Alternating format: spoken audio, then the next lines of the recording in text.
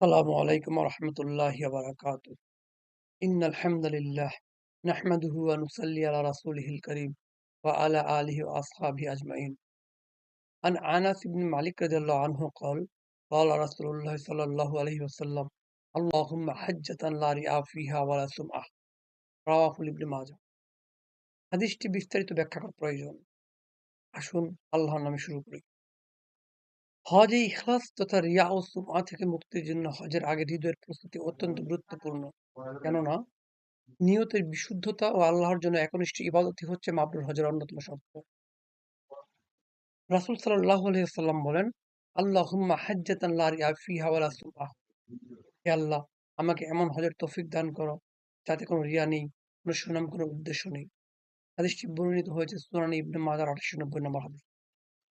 এই হাদিস থেকে স্পষ্টভাবে বোঝা যায় ইবাদতে রিয়া ও সুমআ থেকে মুক্ত থাকার জন্য আল্লাহর কাছে দোয়া করা একান্ত জরুরি। কারণ মানুষের অন্তর দুর্বল। হাদিসটিতে মোট ৫টি বিষয় বর্ণিত হয়েছে।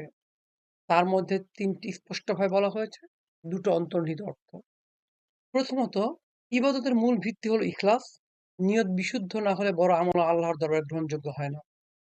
দ্বিতীয়ত, হজ কেবল একটি শারীরিক সফর নয়, এটি আত্মশুদ্ধি, আত্মসংযম ও আল্লাহ ভিত্তিক অনন্য প্রশিক্ষণ।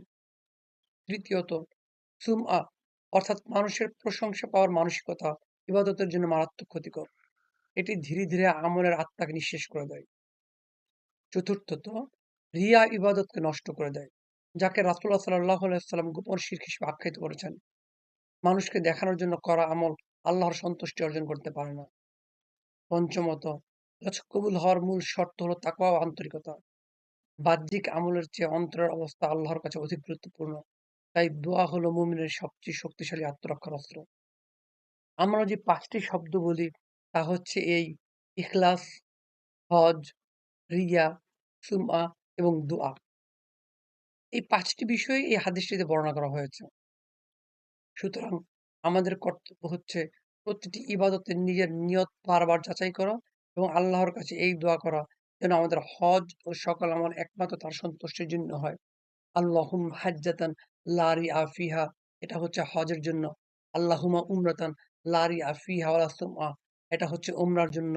এবং আল্লাহুম্মা ইবাদাতান লা রিয়া ফিহা ওয়ালা সুমআ, এটা হচ্ছে সকল ইবাদতের জন্য। মূলত মেইন হাদিসটি হচ্ছে আল্লাহুম্মা হাজ্জাতান লা রিয়া ফিহা ওয়ালা সুমআ। হাদিসটিকে যদি আমরা পোস্টমর্টেম করি তাহলে ৫টি প্রশ্ন মাথায় আসে। প্রথমত, ইখলাস, রিয়া ও সুমআ এই ৩টি ধারণা কিভাবে একে অপরের থেকে পৃথক এবং কোন সূক্ষ্ম সীমারেখায় একটি ইবাদত ইখলাস থেকে রিয়ার দিকে ঝুঁকে পড়ে?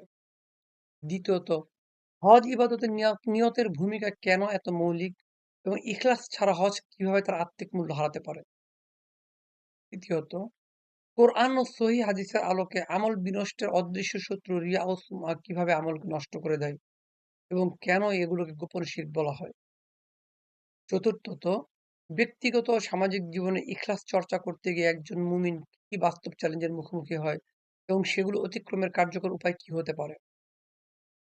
পঞ্চমত, বর্তমান সোশ্যাল মিডিয়া ও আত্মপ্রচার সংস্কৃতিতে রিয়া ও সুমআ কিভাবে নতুন রূপ ধারণ করেছে এবং এই প্রেক্ষাপটে ইসলামের শিক্ষা অন্যদের কাছে পৌঁছে দেওয়ার দায়িত্ব আমরা কিভাবে পালন করতে পারি?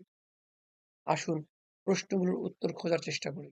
আমাদের প্রথম প্রশ্নটি ছিল, ইসলাম, রিয়া ও সুমআ এই ৩টি ধারণা কিভাবে একের অপর থেকে পৃথক এবং কোন সূক্ষ্ম সীমারেখায় একটি ইবাদত ইখলাস থেকে রিয়ার দিকে ঝুঁকে পড়ে? প্রশ্নের সার কথা হলো, কখন একটি ইবাদত আল্লাহর জন্য থাকে আর কখন তা মানুষের দিকে ঝুঁকে পড়ে। এই সূক্ষ্ম সীমারেখাই এখানে আলোচ্য। আল্লাহ সুবহানাহু ওয়া তাআলা সূরাতুল বাইয়িনা অধ্যায় ৯৮ আয়াত ৫ এ বলছেন, ওয়ামা উমিরু ইল্লা লিয়াবুদুল্লাহা মুখলিসিনা লাহুদ্দিন। তাদেরকে শুধু এই নির্দেশই দেওয়া হয়েছে যে তারা যেন একনিষ্ঠভাবে আল্লাহর ইবাদত করে। এই আয়াত স্পষ্ট করে দেয় ইবাদত গ্রহণযোগ্যতার ভিত্তি হলো ইখলাস। সহিহ বুখারী ও মুসলিম শরীফে বর্ণিত হাদিসে রাসূলুল্লাহ সাল্লাল্লাহু আলাইহি ওয়াসাল্লাম বলেন, নিশ্চয়ই সকল আমল নিয়তের উপর নির্ভরশীল।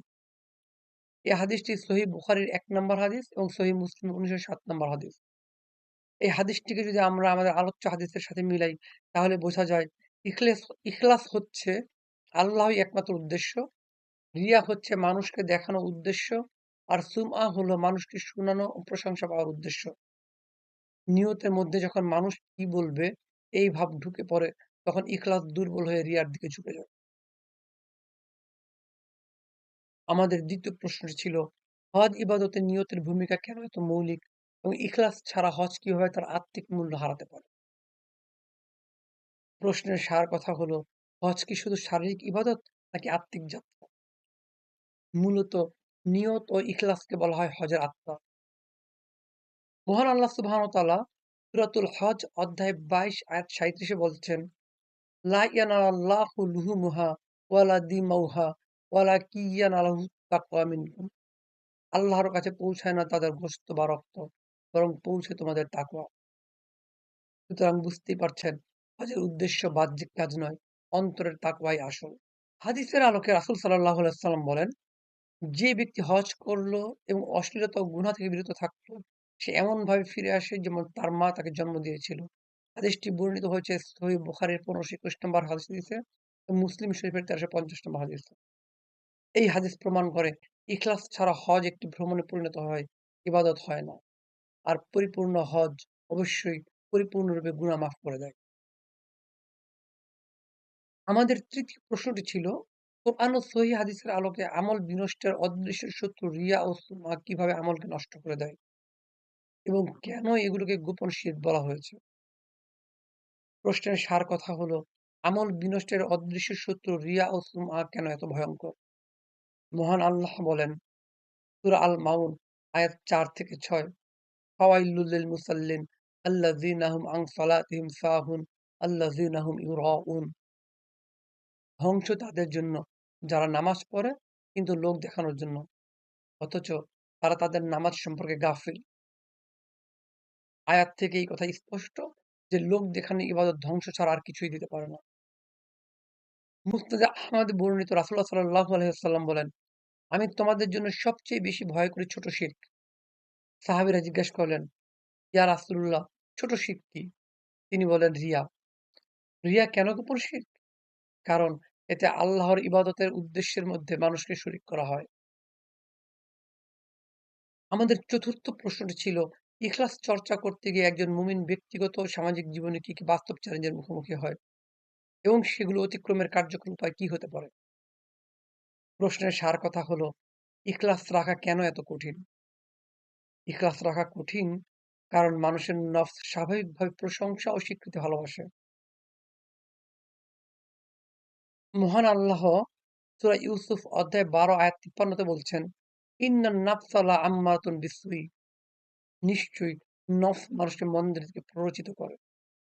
তিরমিজি শরীফে রাসূল সাল্লাল্লাহু আলাইহি সাল্লাম বলেন, বুদ্ধিমান সে যে নিজের নফসকে নিয়ন্ত্রণ করে। প্রকৃতপক্ষে ইখলাস রক্ষা করা কোনো সহজ বিষয় নয়, বরং এটি আজীবনের মুজাহাদা ও আল্লাহর সাহায্যের বিষয়। আসুন ইখলাসের পথে চলে বাস্তব চ্যালেঞ্জ ও উত্তরণের উপায়সমূহ আলোচনা করা যাক। বাস্তব চ্যালেঞ্জ, ইখলাস বা আল্লাহর জন্য একনিষ্ঠতা। ব্যক্তিগত সামাজিক জীবন চর্চা করতে গিয়ে একজন মুমিন নানান ধরনের বাস্তব চ্যালেঞ্জের মুখোমুখি হয়। সবচেয়ে বড় চ্যালেঞ্জ হলো রিয়া। রিয়া বা লোক দেখানো, মানুষের প্রশংসা বা স্বীকৃতি পাওয়ার লোভ, পারিবারিক ও সামাজিক চাপ এবং নিজের প্রবৃত্তির সাথে সংগ্রাম। অনেক সময় সমাজের রীতিনীতি, পরিবারের প্রত্যাশা কিংবা বন্ধুদের প্রতিক্রিয়া ইখলাসের পথে বাধা হয়ে দাঁড়ায়। সামাজিক অবস্থানের কারণে মানুষের দৃষ্টি ও প্রশংসা ইবাদতকে ধীরে ধীরে লোক দেখানোর দিকে ঠেলে দেয়। উত্তরের উপায় হচ্ছে আত্মসমালোচনা করা বা নিজ নিয়ত বারবার পরীক্ষা করা। আমল শুরু করার আগে ও পরে নিজেকে জিজ্ঞাসা করা, আমি কি শুধু আল্লাহর জন্য করছি? অর্থাৎ ছোট থেকে বড় সব আমলে আল্লাহকে একমাত্র উদ্দেশ্য করতে হবে। গোপনে আমল করা, যতটা সম্ভব গোপনে সাদাকা, নফল নামাজ ইত্যাদি আদায় করা। হাদিসে এসেছে, ৭ ব্যক্তিকে আল্লাহ তার ছায়ায় আশ্রয় দিবেন। তাদের মধ্যে সেই ব্যক্তি যে গোপনে সাদাকা করে, এমনকি তার বাম হাতও জানে না ডান হাত কি দান করলো। হাদিসটি সহিহ বুখারীতে বর্ণনা করা হয়েছে। নিয়মিত ইখলাসের দোয়া করা বা প্রতিটি ইবাদতের শুরুতে এই দোয়াটি মনে মনে পড়বে, আল্লাহুম্মা ইবাদাতান লা রিয়া ফিহা ওয়ালা সুমআ। হে আল্লাহ, এমন ইবাদত করার তৌফিক দান করো যাতে কোনো রিয়া ও সুমআ নাই। আল্লাহ আমাদের অন্তরকে ইখলাসে পূর্ণ করুন এবং সব আমল কবুল করুন। আমাদের পঞ্চম প্রশ্নটি ছিল, বর্তমান সোশ্যাল মিডিয়া ও আত্মপ্রচারের সংস্কৃতিতে রিয়া ও সুমা কিভাবে নতুন রূপ ধারণ করেছে এবং এই প্রেক্ষাপটে ক্লাসের শিক্ষা অন্যদের কাছে পৌঁছে দেওয়ার দায়িত্ব আমরা কিভাবে পালন করতে পারি। প্রশ্নের সার কথা হলো, প্রযুক্তি কি ইখলাস নষ্ট করছে এবং আমাদের করণীয় কি? আধুনিক যুগে রিয়ার নতুন পথ হলো সোশ্যাল মিডিয়া। আমাদের দায়বদ্ধতা সম্পর্কে মহান আল্লাহ সুবহানাহু ওয়া তাআলা সূরা গাফির অধ্যায় 40 আয়াত 19 বলছেন, ইয়ালামু খাইনাতাল আইউনি ওয়া মা তুখফিস সুদূর। আল্লাহ জানেন চোখের প্রতারণা ও অন্তরের গোপন কথা। মহান আল্লাহ সুবহানাহু ওয়া তাআলা সূরাতুল আরাফ অধ্যায় ৭ আয়াত ১৭ বলছেন, নিশ্চয়ই চোখ, কান ও হৃদয় সম্পর্কে জিজ্ঞাসাবাদ করা হবে। আমরা প্রার্থনা করি যাতে আল্লাহ তাআলা প্রযুক্তিকে ইখলাস নষ্টের নয়, দিনের খেদমতের মাধ্যম বানিয়ে দিন। রাসূল সাল্লাল্লাহু আলাইহি সাল্লাম বলেন, যে ব্যক্তি লোকদের শোনানোর জন্য আমল করে, আল্লাহ তার দোষ প্রকাশ করে দেবেন। হাদিসটি সহিহ বুখারীর ৬৪৯৯ নম্বর হাদিস। রিয়া ও সুমআর আধুনিক রূপ হচ্ছে মানুষের প্রশংসা, লাইক ও স্বীকৃতি। যেমন দান ও নেক কাজের পোস্ট শেয়ার করা, সোশ্যাল মিডিয়ায় ইবাদতের ছবি প্রকাশ করা, নিজের আমল ও দিনী কার্যক্রম নিয়ে আত্মপ্রচারমূলক বক্তব্য দেওয়া। এগুলো যদি দাওয়াত নয় বরং প্রশংসার উদ্দেশ্য হয়, তবে নিশ্চিতভাবেই তা ইখলাস নষ্ট করে এবং ইবাদতকে ধ্বংস করে। পরিশেষে বলা যায়, আমলের সত্যিকারের জীবন হলো ইখলাস। একমাত্র আল্লাহর সন্তুষ্টির জন্য কাজ না করলে আমল নিষ্প্রাণ লাশের মতো। রিয়া বা প্রদর্শনেচ্ছা হলো আমলের মৃত্যু। মানুষের প্রশংসা পেতে করা কাজ আল্লাহর দরবারে কবুল হয় না, নিষ্ফলা হয়ে যায়। সুমআ হলো আমলের বিষ।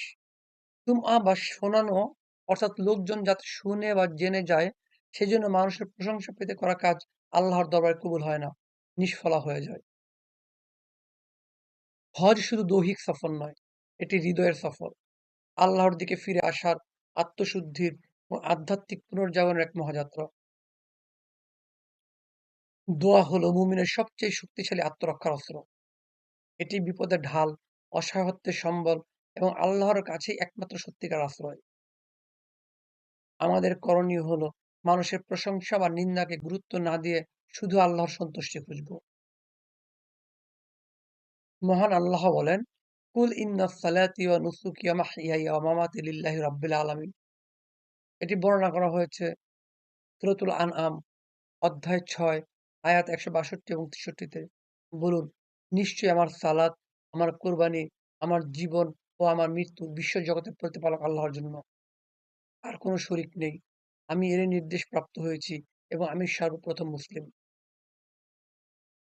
হে আল্লাহ, আমাদের হজের আগে আমাদের হৃদয় শুদ্ধ করো, রিয়া ও সুমআ থেকে রক্ষা করো এবং আমাদের হজকে মাবরুর করো। আল্লাহুম্মা হাজ্জাম মাবরুরা ওয়া জাম্মাম মাগফুরা ওয়া শাইয়াম মাশকুরা। আমিন ইয়া রাব্বাল আলামিন। বারাকাল্লাহু লি ওয়া লাকুম ফিল কুরআনিল আযীম ওয়া নাফা'আনি ওয়া ইয়্যাকুম বিমা ফীহি মিনাল আয়াতি ওয়া যিকরিল হাকীম। ইন্নাহু তাআলা জাওয়াদুন কারীমুম মালিকুম বির-রাউফুর রাহিম। সুবহানাকাল্লাহুম্মা বিহামদিকা আশহাদু আল্লা ইলাহা ইল্লা আনতা আস্তাগফিরুকা ওয়া আতুবু ইলাইক। আসসালামু আলাইকুম ওয়া রাহমাতুল্লাহ।